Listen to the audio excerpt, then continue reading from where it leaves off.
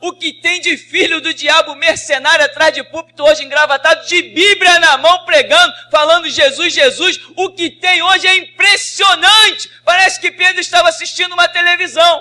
Impressionante, inigualável essa revelação. Amém. João 4, verso 7 diz: nisso, uma mulher de Samaria veio tirar água. Pediu-lhe Jesus: dá-me um pouco de água para beber, pois seus discípulos haviam ido à cidade comprar alimentos. Então lhe respondeu a mulher de Samaria: como sendo tu judeu, pedes de beber a mim, uma mulher samaritana? Porque os judeus não se relacionam bem com os samaritanos. Jesus respondeu a ela: se conhecesses o dom de Deus e quem é que te pede dar-me de beber, tu lhe pedirias, e ele te daria água viva. Indagou a mulher: Senhor, tu não tens com que pegar a água e o poço é fundo. Onde tu podes conseguir essa água viva? Acaso tu és maior que o nosso pai Jacó, que nos deu do poço, do qual ele mesmo bebeu, e bem assim seus filhos e seu gado? Jesus afirmou: quem bebe essa água terá sede outra vez. Aquele, porém, que beber da água que eu lhe der, nunca mais terá sede. Ao contrário, a água que eu lhe der, tornar-se-á nele uma fonte de água jorrando para a vida eterna. A mulher lhe pediu: Senhor, dá-me dessa água, para que eu não tenha mais sede, nem precise voltar aqui para tirar água. Pediu-lhe Jesus: vai chamar teu marido e volta aqui. Confessou-lhe a mulher: não tenho marido. Replicou Jesus: respondeste acertadamente ao dizer que não tens marido, pois 5 maridos já tiveste, e esse homem com quem tu agora vives não é teu marido. Quanto a isso, falaste a verdade. Reconheceu a mulher: Senhor, eu percebo que tu és um profeta.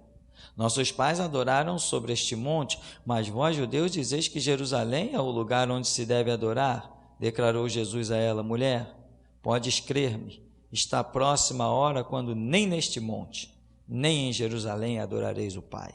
Vós adorais o que não conheceis, nós adoramos o que conhecemos, porque a salvação vem dos judeus.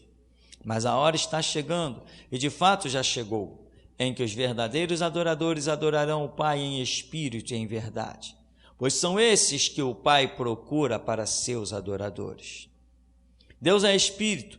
É necessário que os seus adoradores o adorem em espírito e em verdade. A mulher disse a Jesus: eu sei que o Messias, chamado Cristo, está para vir.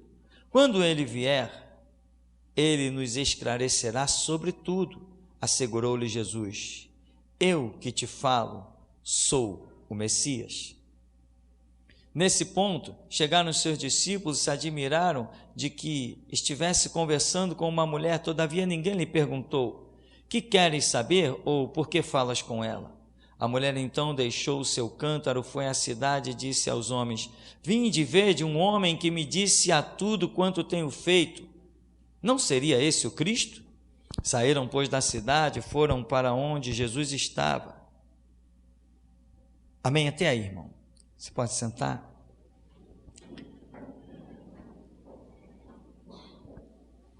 A mulher samaritana. Todo mundo já pregou, todo mundo já cantou para a mulher samaritana, já fez poesia, arranjos e tudo mais, né? Senhor, por que me pedes desta água?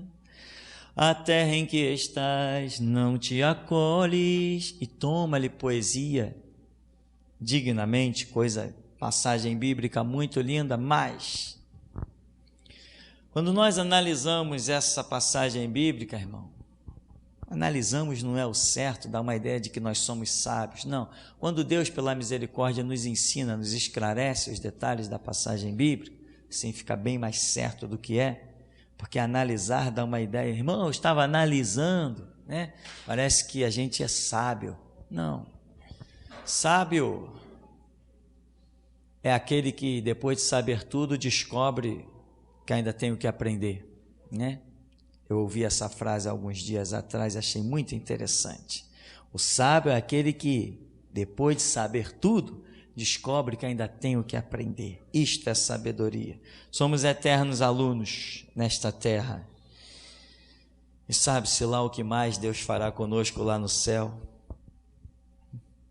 São coisas que às vezes nos tomam os pensamentos de uma maneira um pouco absurda.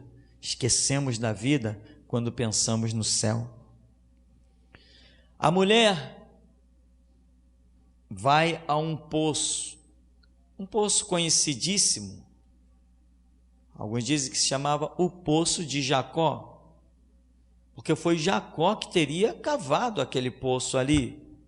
Então, quem cavava um poço se tornava dono.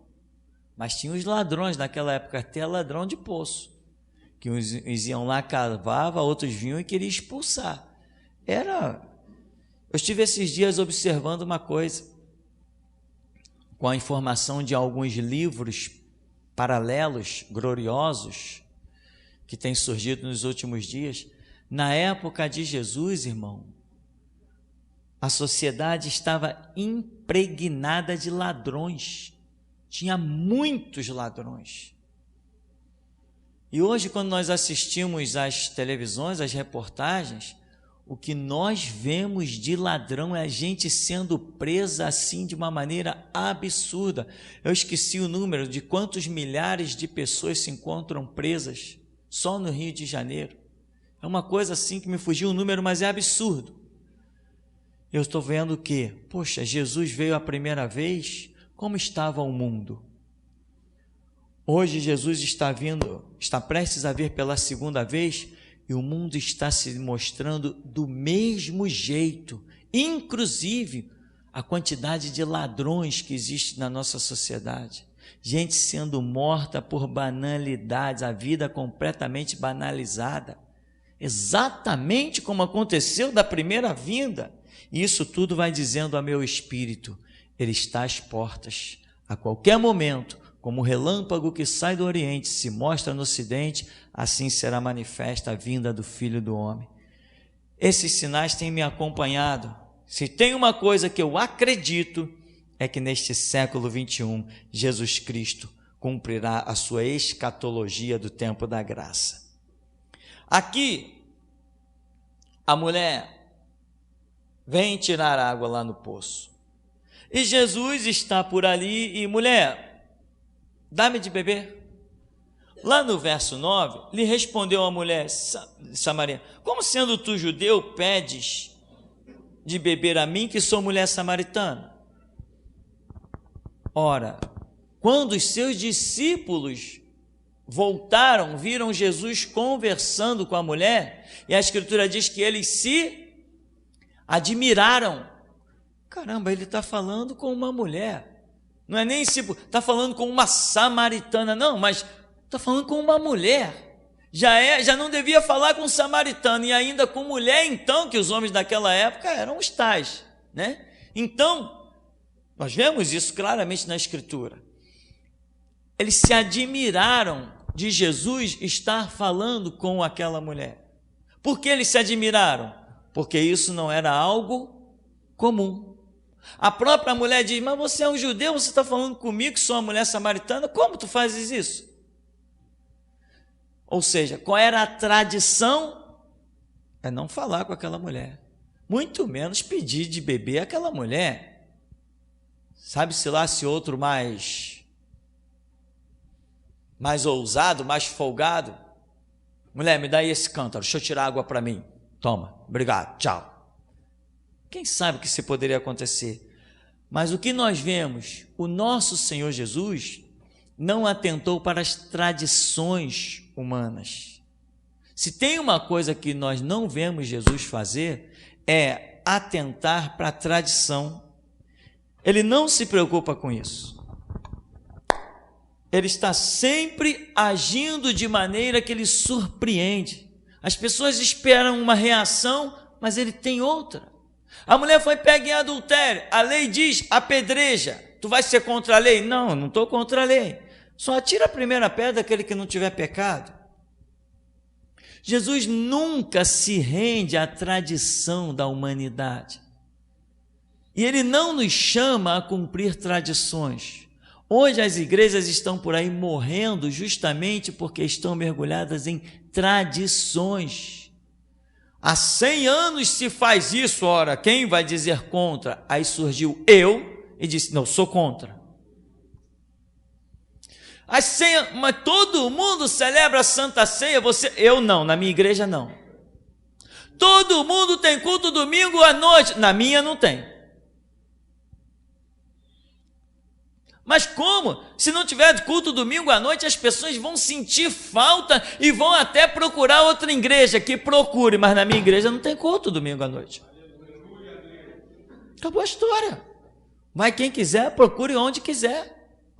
Na época que suspendia a Santa Ceia, tinha gente que saía daqui, ia para outra igreja. No domingo de Santa Ceia em outras igrejas, ia lá tomar Santa Ceia nas outras igrejas.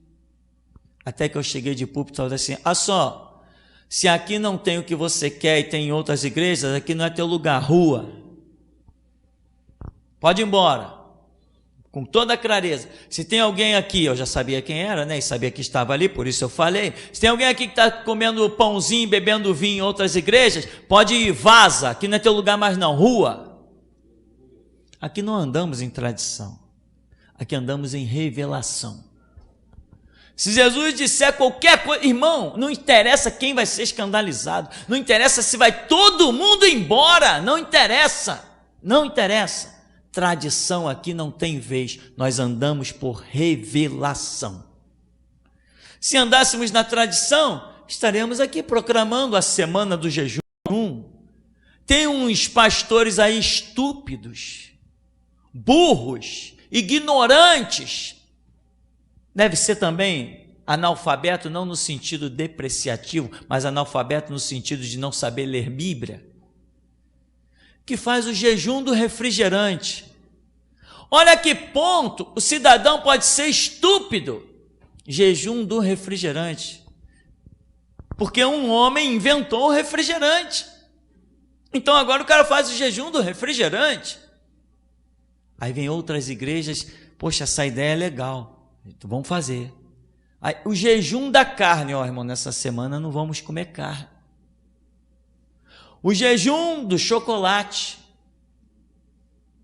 o jejum, e toma ali besteiras por causa de tradições, por causa de negócio de seguir conceitos humanos. Não, irmão, não. Quando o Espírito fala, ele testifica ao nosso espírito e nós sabemos que a verdade é aquela. Mesmo que o nosso cérebro não compreenda, você diz assim: eu não sei bem no que vai dar isso, mas eu estou sentindo uma força que está me dizendo: vai e faz. Eu vou e faço, vou pagar para ver.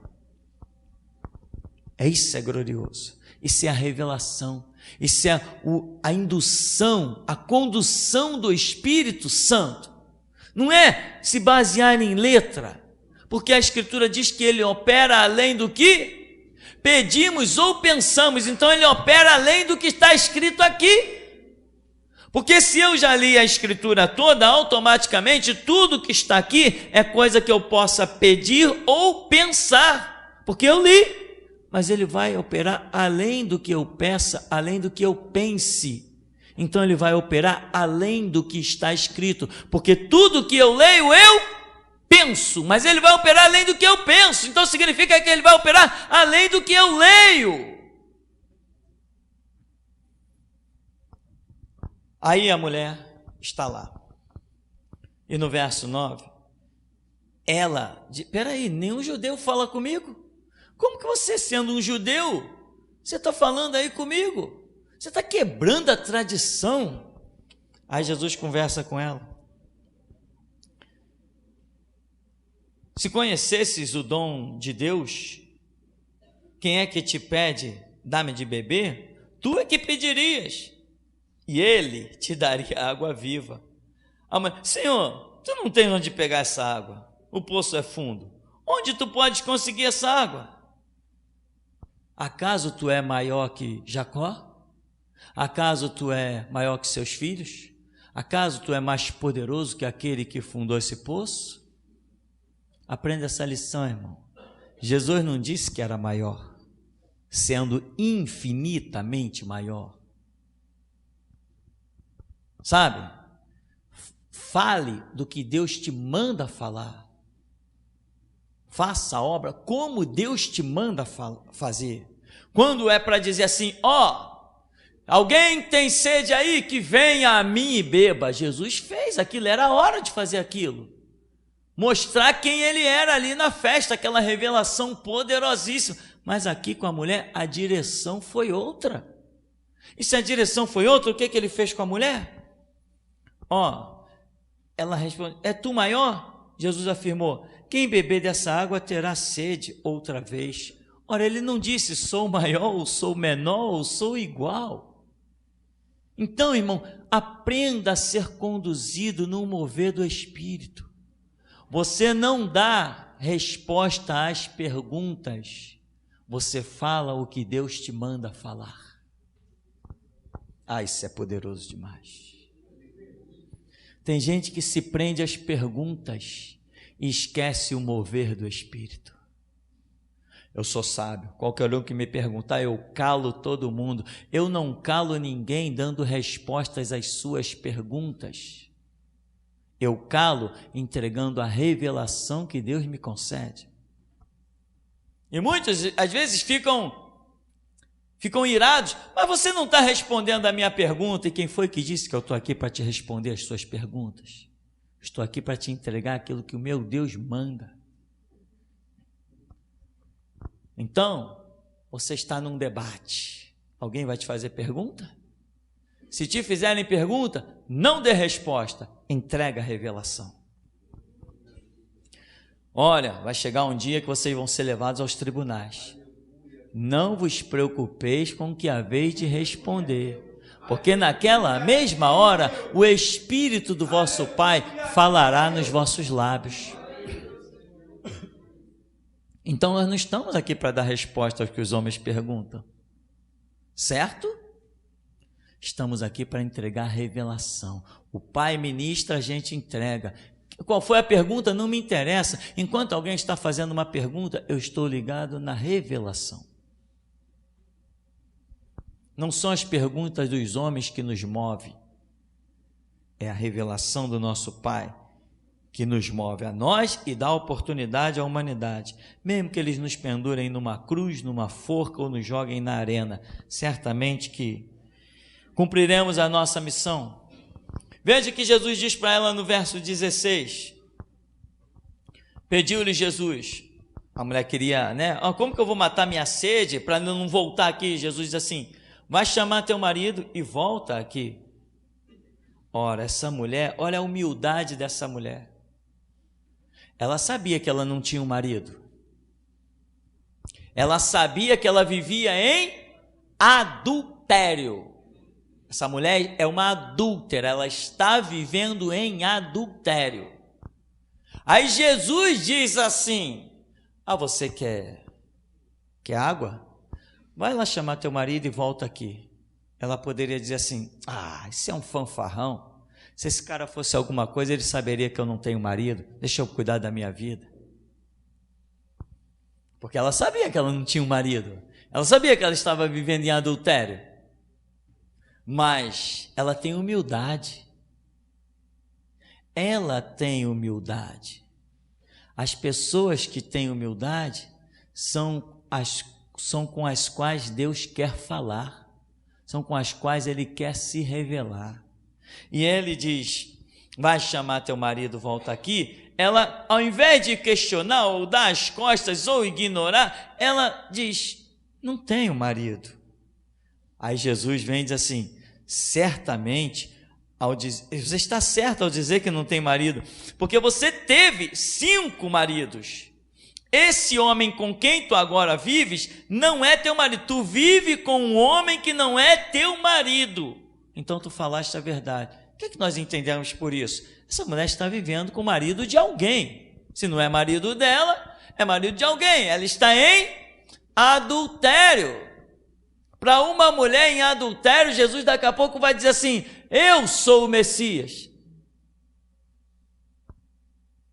Enquanto que muitos santões estão dizendo, nós temos por pai Abraão, nunca fomos escravos, temos a lei de Moisés, somos os melhores, nós somos os tais, e Jesus com eles está calados, quieto. Entende, meu irmão? Você pode ter os teus erros, mas se você tiver humildade, o Deus vivo vai ao teu encontro. Vai ao teu encontro. Ele resiste aos soberbos, dá porém graça aos humildes. Mas mesmo um humilde mergulhado em pecado, ele falou que é humilde, não tá, se está mergulhado em pecado, ele vai se manifestar assim mesmo. Porque há um coração quebrantado e contrito, não desprezarás, ó Deus. Esse papo de que Deus se manifesta aos certinhos, ser certinho e ter coração arrogante, meu irmão, é tempo perdido. Tem que ter humildade. Se não tiver, não aprendeu a lição. E ele disse: aprendei de mim, eu sou manso e humilde de coração, e encontrareis descanso para as vossas almas. Aí, falaste no verso 19, reconheceu a mulher: Senhor, eu percebo que tu és. Olha só essa mulher, hein? Eu percebo que tu és um profeta. O que ela faz? Nossos pais adoraram sobre este monte, e vós, judeus, dizeis que é em Jerusalém lugar onde se deve adorar. O que ela está dizendo? Ela está praticamente perguntando: peraí, tu é profeta, então eu quero saber da seguinte questão: aonde devemos adorar o Deus? Como é que se faz para estar certo nessa adoração? É aqui ou é lá? Essa mulher está voltada para o que é espiritual. O foco dela está no espiritual. Apesar dela estar vivendo num adultério, ela está ansiando, porque depois ela vai dizer assim: não, eu sei que quando o Messias vier, ele vai nos revelar todas as coisas. Tem muita gente que está andando que nem santinho, mas os seus sentidos estão afastados do espiritual, da esperança e da glória. Quem Jesus vai levar para o céu, hein? Eu já nem sei, irmão. Eu já nem sei quem Jesus vai levar para o céu. Uma coisa eu sei, que o reino dos céus é dos humildes, isso eu sei. Então, a mulher: tu és um profeta. Quando ela percebe que Jesus é um profeta, o que é um profeta? O porta-voz de Deus. Quando ela percebe que Jesus é um porta-voz de Deus, peraí, senhor, como é que é? Como é que tu sabe que eu tive 5 maridos? Ela percebe que Jesus é um porta-voz de Deus, ela demonstra o quanto ela está pronta para ouvir a verdade. Diz assim: peraí, aonde se deve adorar? Se ele dissesse lá, ela nunca mais ia adorar ali no Monte de Samaria. Se ela não pudesse invadir Jerusalém para adorar onde tinha que ser adorado, ali ela não iria adorar. Ela estava voltada para isso já. Isso estava dentro dela. Ela tem uma história dentro dela. Ela tem raízes espirituais. Quando ela se depara com alguém que ela diz: tu és profeta, ela: epa, a adoração do Deus vivo, como é que fica? Tem gente que vê: poxa, aquele irmão é abençoado, aquele irmão recebe de Deus, aquele irmão ora e Deus fala com ele. Irmão, eu queria que tu orasse aqui, porque a minha vida está enrolada, a minha vida natural está enrolada, o meu emprego está enrolado, eu não sei o que eu invisto para ganhar um dinheiro, quem sabe Deus não dá uma direção. Essa mulher não, ela: tu é um profeta, eu quero Deus, aonde eu adoro Ele. Irmão, poxa, eu vejo que tu é profeta, eu estou pensando aí em comprar um carro, que será? Ora por mim para ver o que Deus diz. É assim que algumas pessoas se comportam. Não, irmão, tu é um profeta, poxa, irmão, ora aí para saber o que Deus quer da minha vida, o que eu preciso entregar no altar de Deus, o que eu preciso renunciar para ver Deus. Não, mas outros, irmão, eu vejo que tu é um profeta. Eu estou pensando em comprar uma casa. Quem reconhece um profeta está em busca do reino de Deus. Está pronto para ouvir as coisas de Deus. Jesus vai falar algo para essa mulher que não falava para ninguém. Ela está pronta para... adúltera! está pronta para ouvir coisas gloriosas. Enquanto que os santos de Jerusalém, Jesus está lhes dando as costas. Quando ele diz, dá-nos um sinal, ele, quê? Uma geração dessa má, quer um sinal? Não tem sinal. Sinal vai ser quando vocês verem cumprido o do profeta Jonas. Mas essa mulher aqui nem... Eu sei que quando o Messias vier sou eu. Eu estou aqui. Eu sou o Messias. Dá para entender, irmão? A quem Jesus se revela?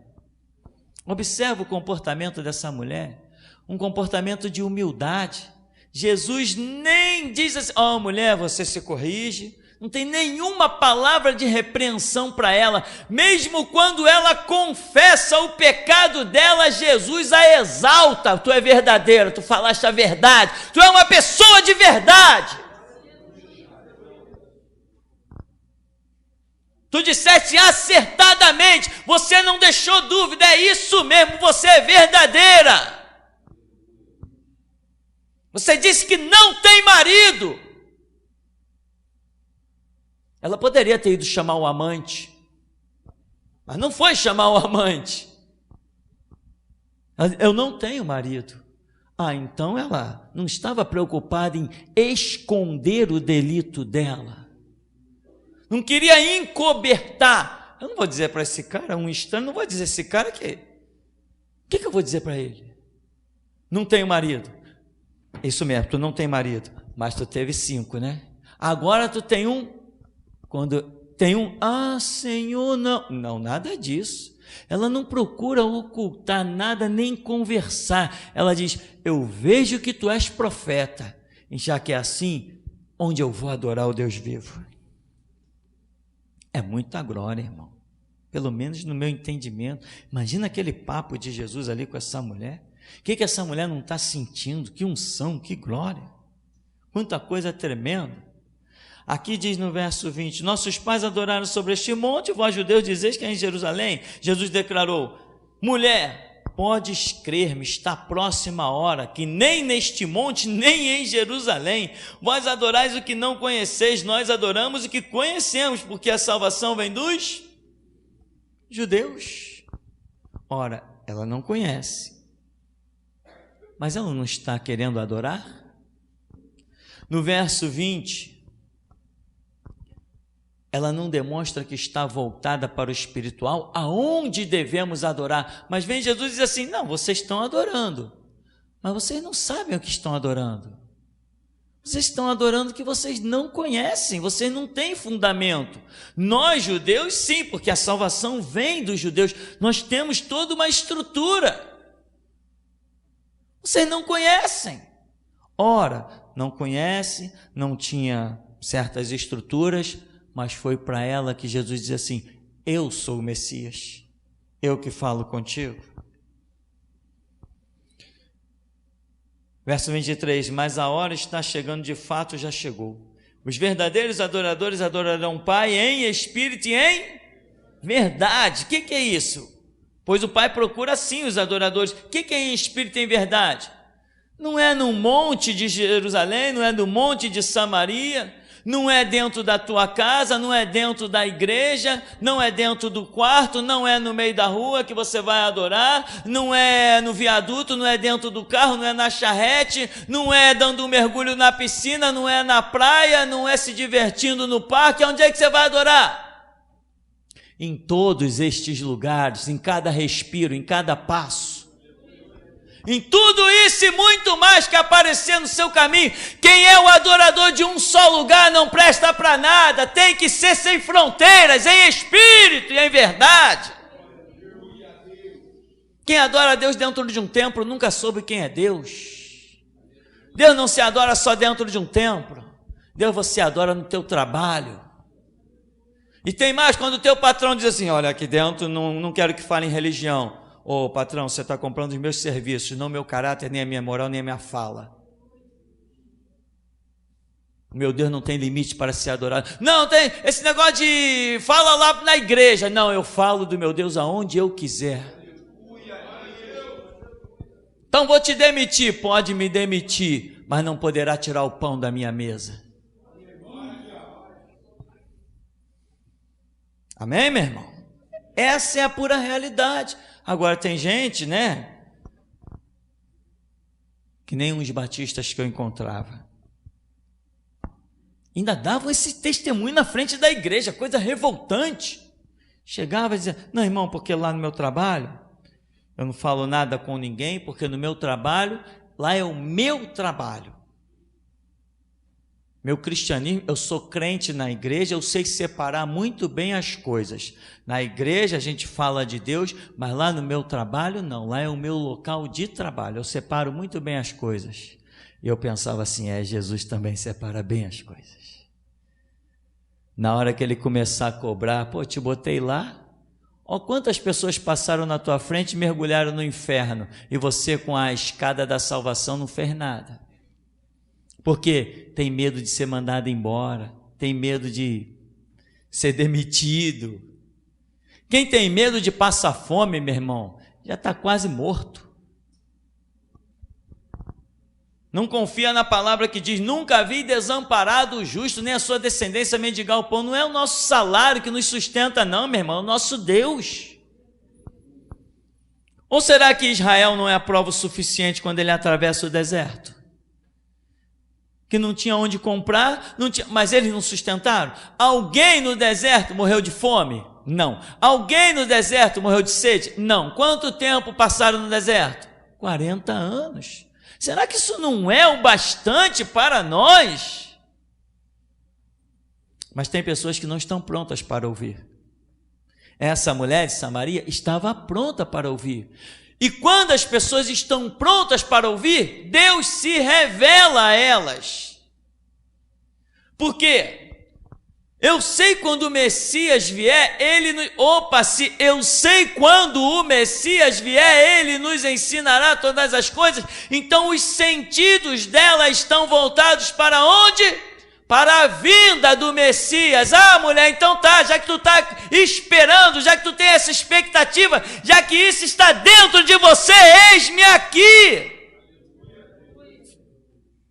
É a tua fé, é a tua esperança que faz as coisas que não são virem à existência. A fé chama à existência as coisas que não são como se já fossem. É isso. Mas tem pessoas que estão preocupadas só com cântaro. Vou lá tirar água. Mas olha o que essa mulher faz aqui, olha. Quer ver que coisa engraçada?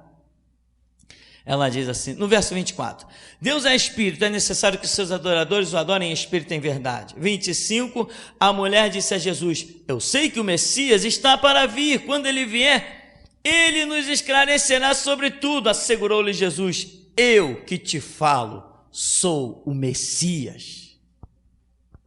Caramba, quanta gente, dá-nos um sinal.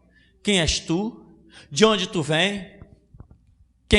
Qual é a tua terra? E não sei o quê, porque fazes isso, porque fazes aquilo. E Jesus está calado diante dos que tinham os pergaminhos, os que se reuniam na sinagoga.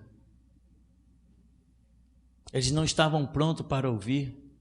Jesus usou a lei, falou das grandezas do homem perante o Deus vivo, do quanto Deus ama, e eles queriam apedrejar, queriam matar. Jesus curou, libertou, e eles queriam matar, apedrejar, porque Jesus curava no sábado. Não estavam preparados para ouvir coisas gloriosas. Jesus se calou.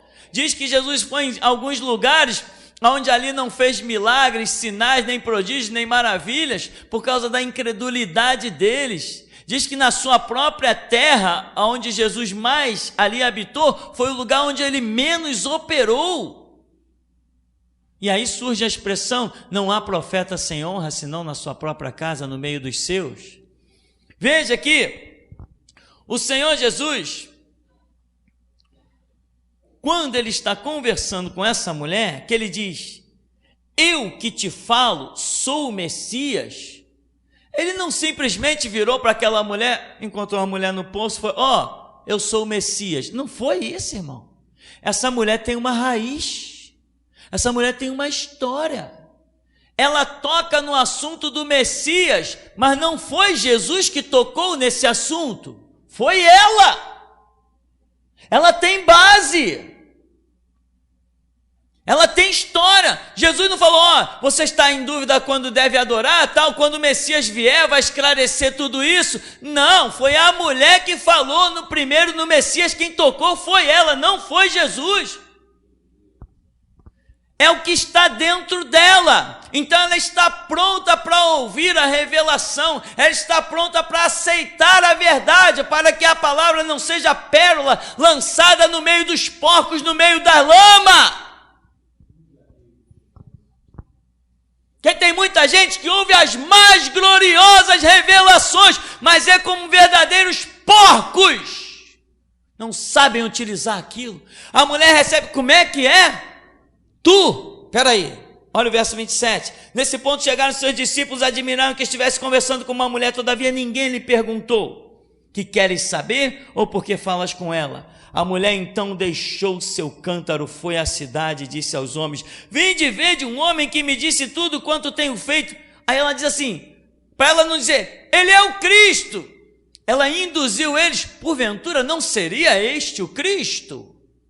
Ela não quis afirmar, para nego não dizer, pô, que coisa louca, essa mulher dizendo que o Cristo está manifesto. Ela apenas induz, não seria esse o Cristo? Tem mais, não seria esse o Cristo, significa que aquele povo desprezado pelos judeus, aqueles samaritanos, eles tinham o nome Messias, o nome Cristo no seu meio. Ela só jogou uma palavra e eles saíram de lá, se levantaram, vamos ver esse cara.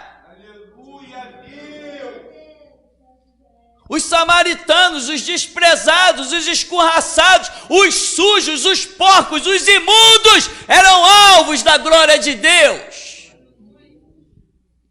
Enquanto que os judeus, Jesus falou assim, não vai ficar pedra sobre pedra.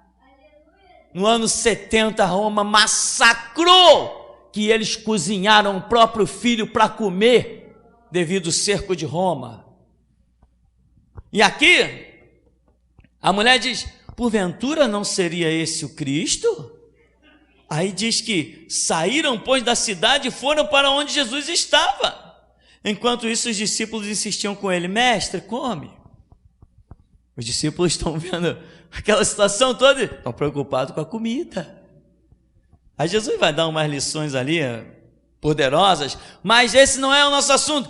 A mulher chega lá, encontrei um homem. Ele disse tudo da minha vida.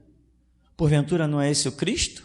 Aí as pessoas se levantam e vão até ela, vão com ela. Tem um detalhe, Jesus dá a palavra para ela, mulher, sou eu que falo contigo. Os discípulos chegam, quando eles olham, o cântaro está sozinho. A mulher largou e foi embora. Não quis perder tempo. Largou o cântaro. Ela poderia ter voltado com o cântaro cheio d'água, mas ela ia ter que andar mais devagar. Mas ela tinha algo muito importante para anunciar. Ela largou o cântaro para ficar mais leve e poder correr. Antes que o mover se ausentasse dali, ela precisava chamar pessoas para ouvir, para ver aquela coisa gloriosa. Ela largou o seu foco, ela foi ao poço com o foco de encher o seu cântaro, mas quando ela encontrou Jesus, o seu foco já era outro. Tem pessoas que têm objetivos, conhecem a glória do Evangelho, o Evangelho que eu prego, mas não mudam o seu foco, não mudam os seus objetivos, continuam mendigos espirituais, correndo atrás de carro, casa e bens materiais. Nunca vão saber o que é ser alimentado por um anjo. Nunca vão saber o que é ser surpreendido por uma geladeira que não tinha nada e agora tem tudo, multiplicada do nada. Nunca vão saber o que é comer um grão de arroz e ser como se tivesse comido a mais farta mesa do universo. Nunca vão saber, porque não mudam foco. Continuam querendo carregar os seus cântaros naturais com a água natural, mas aquela mulher largou a água natural e foi se alimentar da água espiritual. Venham comigo! encontrei um homem, me disse tudo. Esse só pode ser o Cristo. Aí os homens vão lá, no verso 39. Muitos samaritanos daquela cidade creram nele, em virtude da palavra daquela mulher que testemunhara. Ele me disse tudo quanto tenho feito. Assim, quando os samaritanos se encontraram com Jesus, insistiram que se hospedasse com eles. E ele ficou 2 dias. E muitos outros creram por causa da sua palavra. Então disseram à mulher: agora cremos, não somente por causa do que tu falaste, mas porque nós mesmos o ouvimos e sabemos que este é verdadeiramente o Cristo, o Salvador do mundo. Ora, qual sinal Jesus fez? Quem ele curou? Quem ele libertou? Qual demônio que ele expulsou? Nada, mas tudo isso ele fez no meio dos judeus. Mas nenhum deles recebeu dele: eu sou o Messias. Não recebeu nem das suas palavras, nem da testificação do Espírito Santo. Por quê? Porque tem pessoas que não estão prontas para ouvir verdades profundas, como esses samaritanos estavam, prontos para ouvir verdades profundas. Então, os que não receberam nenhum sinal, Jesus apenas no meio deles falou, apenas ensinou, apenas citou Escritura, contou coisas gloriosas. Não diz a Bíblia que ele tenha curado ninguém ali de uma febre, não tem ali libertado sequer alguém de um demônio, mas na terra de Israel estava carregada de endemoniados, mas entre os samaritanos não tinha demônio, para que ele pudesse fazer a obra ali. E os judeus diziam: esses endemoniados samaritanos. É mesmo? Mas foi na terra de Israel que Jesus expulsou demônio para tudo que foi canto. Deus está, meu irmão, é no meio da simplicidade, daqueles que realmente querem ouvir. Jesus sentou e só falou. E quando Jesus disse: eu tenho que ir, não, Senhor, fica aqui. Constrangeram ele ficou ali por 2 dias. Ficou 2 dias ensinando, e eles vinham e alimentavam ele. Senhor, tem aqui água. Senhor, tem manto aqui, tem capa, tem comida, fica conosco, não vai embora não, fica. Quando deu 2 dias, Jesus tinha que cumprir um sinal poderoso, né, irmão? Da sua vinda, manifestação para os judeus ao 3º dia. Então, depois de 2 dias, ele volta lá para os termos de Israel, que é para ficar para nós essa mensagem subliminar que só nós entendemos. No 3º dia, os judeus vão ver a glória resplandecer.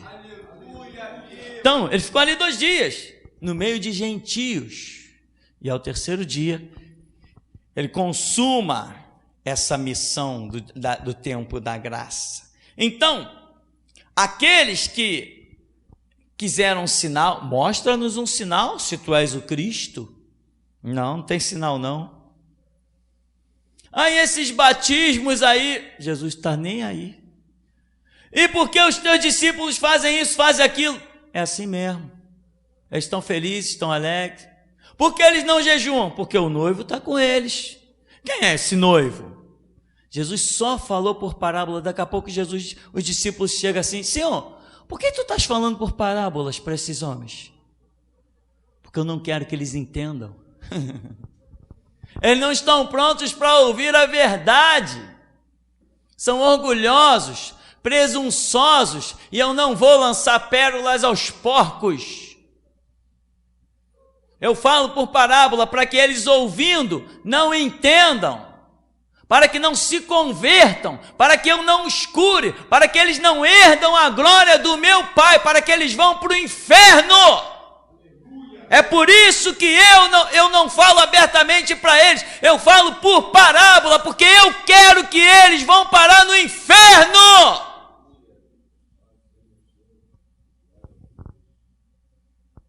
Mas a vós é dado conhecer o mistério do reino. Mas eles não. Eu não quero que eles sejam salvos. Eu quero que eles vão parar no inferno. Mas tu não vai morrer pela humanidade humilde. Esses não, eu não vou morrer por eles. O meu sangue não vai ter valor para eles, porque eu não vou lançar o meu sangue aos porcos. Esses aqui não pediram sinal, receberam. Não perguntaram quem és tu, e ele disse.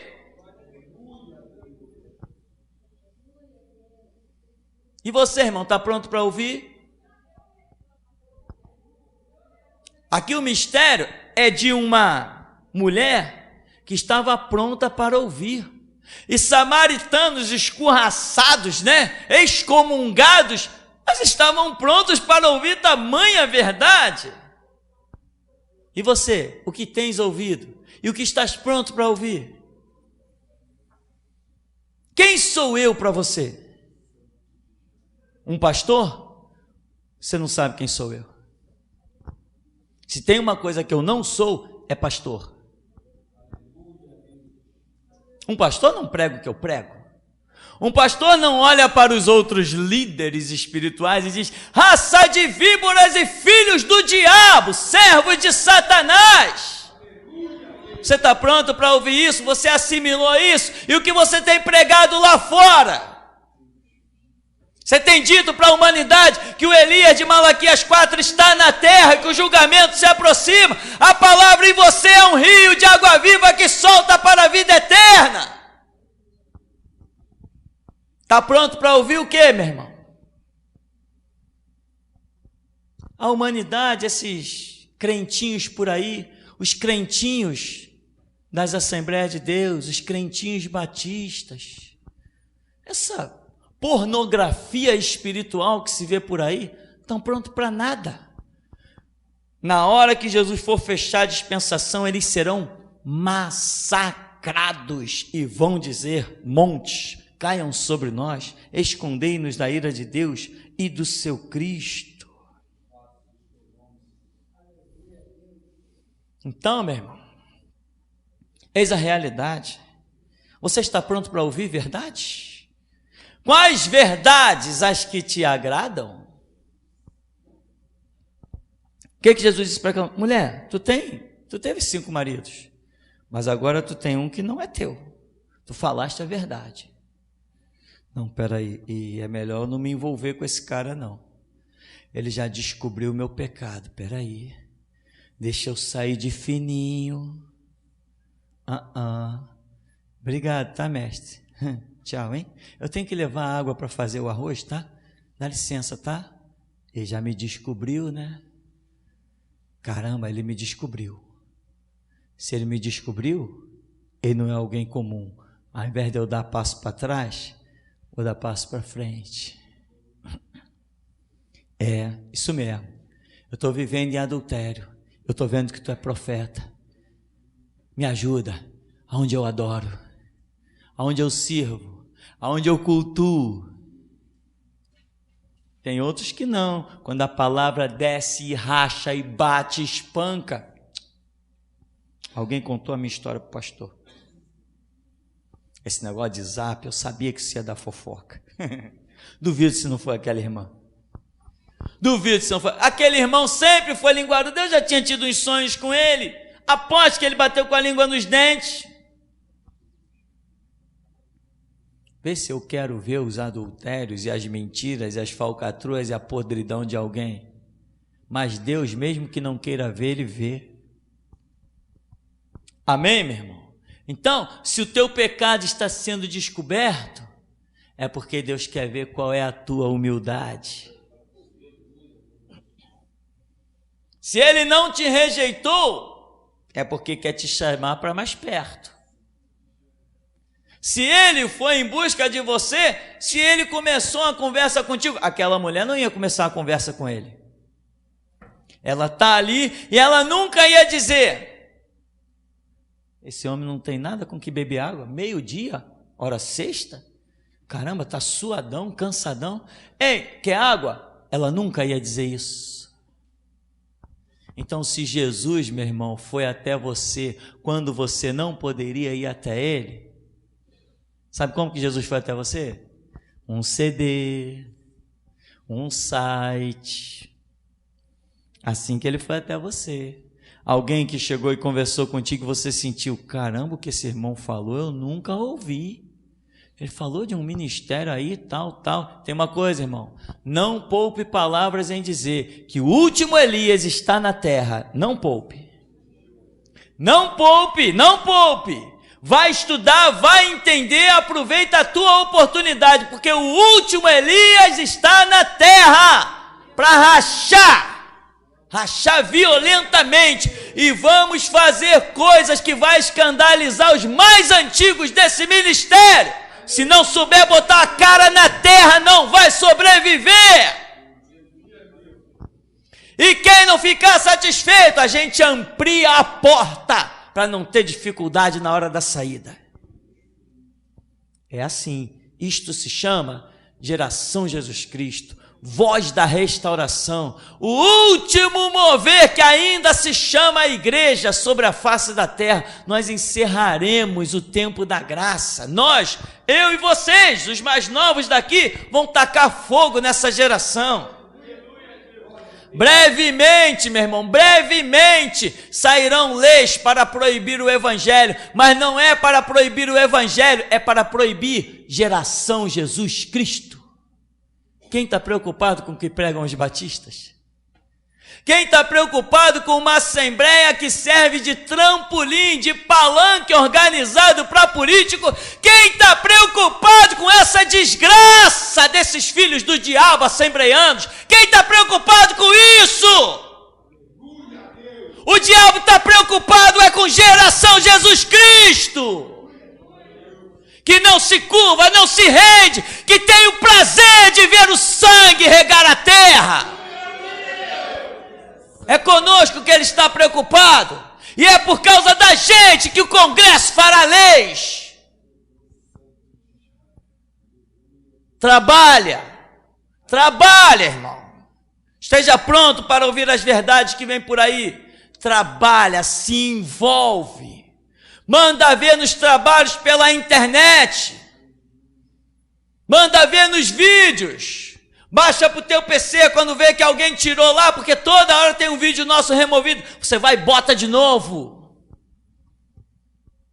Quando você tentar colocar um vídeo e ver que tentou colocar e ele já foi automaticamente bloqueado, você corta 3 segundos dele e põe novamente. Eles detectam pelo tamanho do vídeo, eles têm um negócio específico para detectar tamanhos, uma coisa absurda, tecnologia. Cara deles, da sabedoria deles, você corta 3 segundos aqui, 3 segundos lá. Quando eles detectarem de novo, você corta 3 segundos no meio, entre as falas, e vai jogando. Eles vão ficar loucos, porque o que está em nós é maior do que o que está com eles. A sabedoria que Deus nos deu é muito maior que a deles. É para não parar, é para não deter, é para aceitar morrer pelo Evangelho de Jesus Cristo. Esse Evangelho é um jardim glorioso. Só pode ser regado com sangue. Então, irmão, até aqui nos tem ajudado o Senhor. Dobre os joelhos, busque, clame, tenha raízes, porque Deus quer falar, mas não vai falar com qualquer um. Até aqui nos tem ajudado o Senhor.